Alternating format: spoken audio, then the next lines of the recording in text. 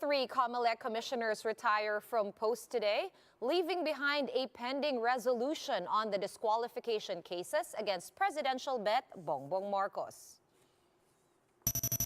7 children in Virac, Catanduanes catch COVID-19 after playing with discarded medical waste.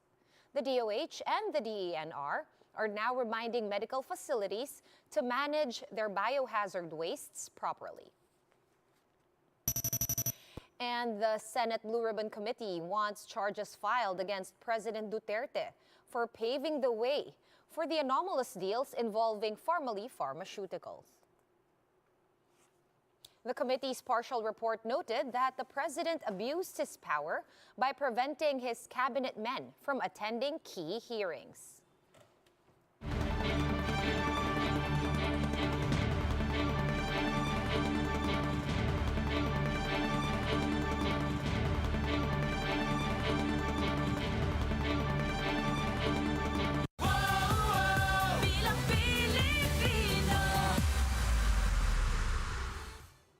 Fast, focused, and fearless. Here's a roundup of stories we're watching now. I'm Sean Yao. 3 Comelec commissioners, including Chairman Sharif Abbas, retired today.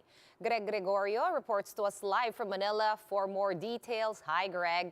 Can you walk us through what happened today at today's ceremony and what was the general mood over there?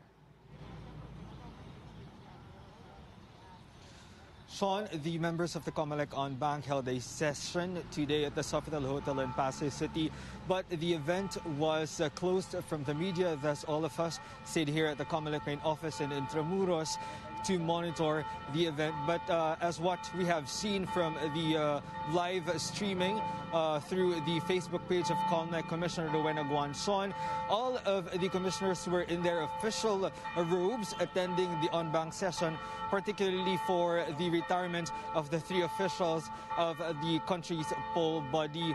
All of them had their moments of speeches thanking all of those retiring, particularly Chairman Abbas, Commissioner Guanzon, and Commissioner Antonio Co. Each of those commissioners, particularly Commissioner Socorro Inting, Commissioner Casquejo, Commissioner Ferolino, and even Commissioner Bulay thanked Abbas, Guanzon, and Co. for their leadership and friendship during their term in the Comelec.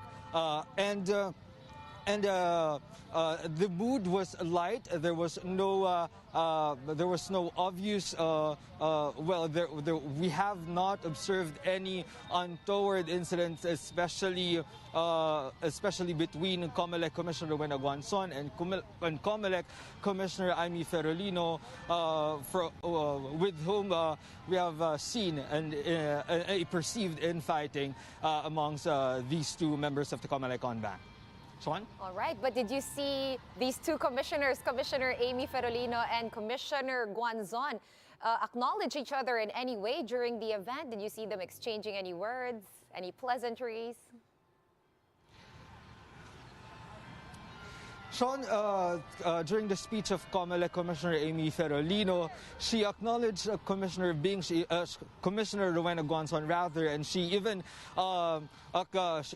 called her with Commissioner Bing as what she is being called by her fellow commissioners. But after the speech of Commissioner Ferolino, Commissioner Guanzon did not even clap her hands along with her colleagues. And during the speech of Commissioner Guanzon, she did not even mention Commissioner Aimee Ferolino after she mentioned Chairman Abbas, Commissioner Co, and Commissioner Socorro Inting. Sean?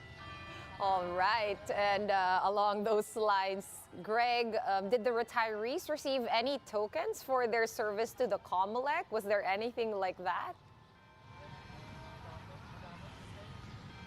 Yes, Sean, you're right. Each of the retired officials received tokens, particularly portrait, a robe, a flag, and what they call the book of decisions, or the decisions where they took part in during their term in the Comelec office.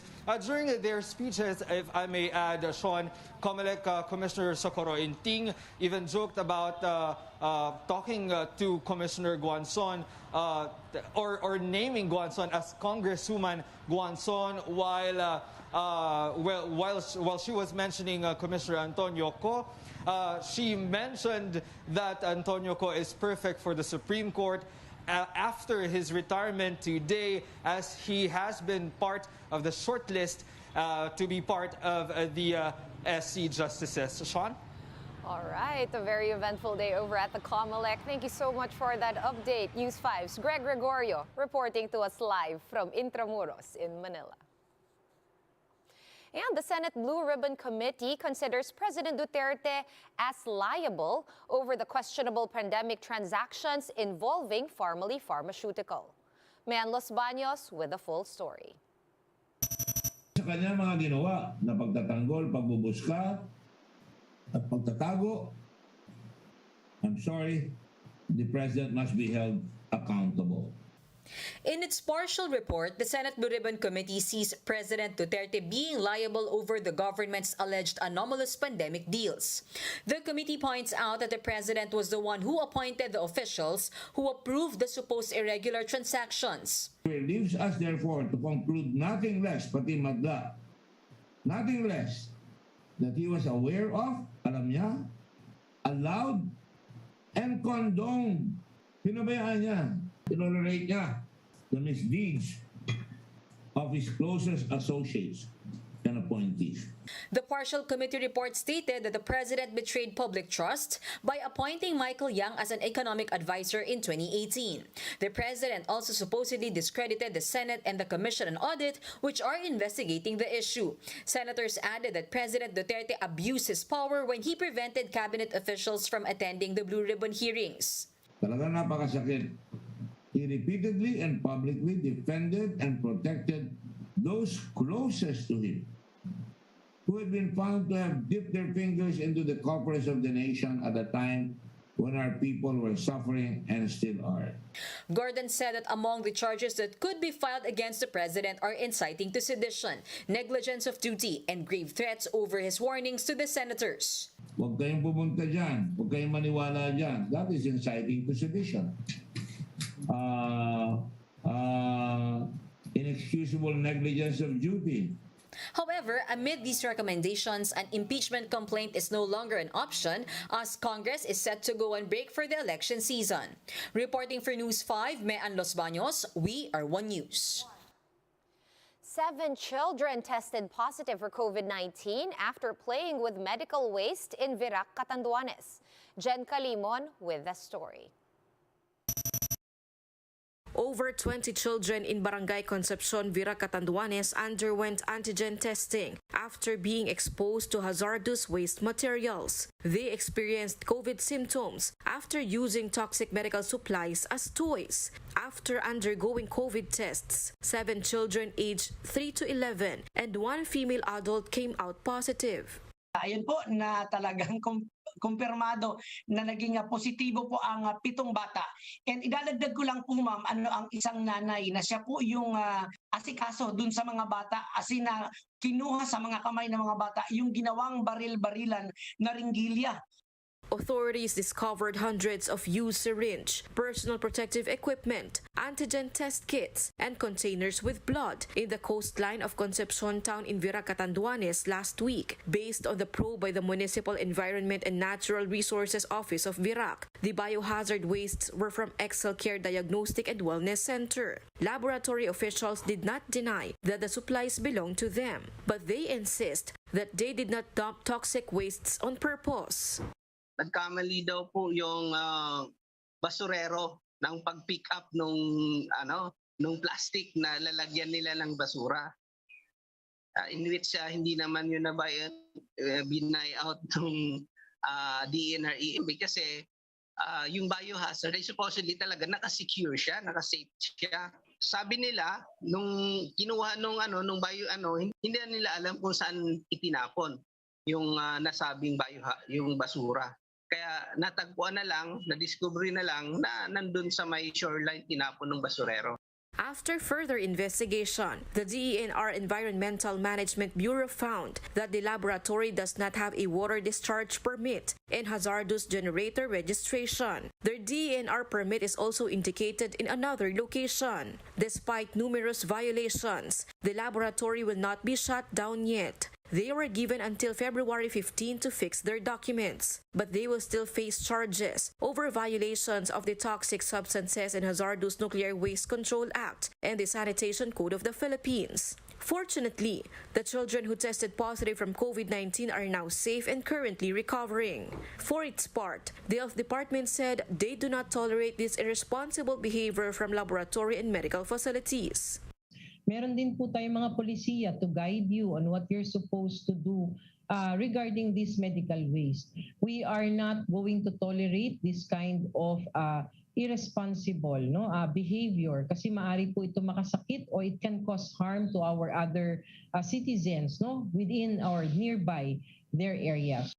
The DOH is coordinating with the DENR regarding proper medical waste disposal amid the ongoing pandemic. Reporting for News 5, Jen Calimon, We Are One News. The Health Department sees no need to scrap the COVID-19 alert level system. Health Undersecretary Maria Rosario Vergeire said the scheme serves as a guide for local governments in their COVID-19 response. Vergeire said this in response to the proposal by the Entrepreneurship Advisor Joey Concepcion to remove the alert level system in areas with high vaccination rates. Evolving po ang situation. Ito pong alert level system na ito ay gagana at makakapagbigay ng guidance kung kailangan po natin magkaroon ng mas mahigpit na restrictions. We don't think na kailangang tanggalin. Let's take a quick look at today's other top stories. The national government's outstanding debt has hit 11.7 trillion pesos last year, almost 20% higher year on year. And this brings the debt to GDP ratio up to 60%, which according to the Bureau of Treasury is still within the acceptable threshold. The Comelec has turned over the source codes of the automated election system over to the Bangko Sentral ng Pilipinas. These codes, which are now in a secure vault, contain human-readable instructions that dictate how the system will operate. And Octo Research has observed downward COVID-19 trends in the cities of Bacolod, Cebu, Iloilo, Lapu-Lapu, Mandaue, Ormoc, and Tacloban. However, the research group also noted that there are still areas in the Visayas which remain under very high risk. For more updates, visit News 5, The Philippine Star, and Business World online. Visit our website, onenews.ph, for more in-depth analysis. You can also catch One News on the Signal Play app. Register for a free account at www.signalplay.com and stream One News live anytime, anywhere. Masks on, wash hands, and stay safe, Philippines. I am Sean Yao. We are One News.